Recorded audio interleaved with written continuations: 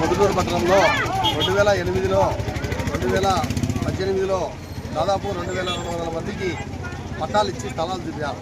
కానీ స్థలాలు ఇచ్చినారు కానీ అక్కడ మౌలిక వసతులు మాత్రం విద్యుత్ అయితేనేమి, మంచినీళ్ళు అయితేనేమి, రోడ్లు అయితేనేమి ఇవన్నీ పరిష్కరించడంలో ప్రభుత్వం ఘోరంగా విఫలమైందని చెప్పేసి కూడా ఈ సందర్భంగా చెప్పారు.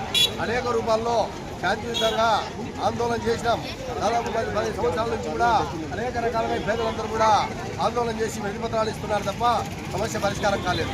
కాబట్టి ఇప్పటికైనా కూడా ఈ కూటమి ప్రభుత్వము గతంలో చంద్రబాబు నాయుడే 2018లో పట్టాలు ఇచ్చినాడు, కానీ మౌలిక వసతులు మర్చిపోయాడు. నిన్న లోకేష్ పుట్టనూరుకి వచ్చినప్పుడు అక్కడ అరెస్ట్ చేసినా కూడా వినతి పత్రం అందించాం. నిన్న పొద్దుటూరుకి వచ్చినప్పుడు కూడా ఇక్కడ ఉన్నటువంటి పేదలందరూ, లబ్ధిదారులందరూ వినతి పత్రాలు ఇచ్చారు. అయినా ఫలితం లేదు.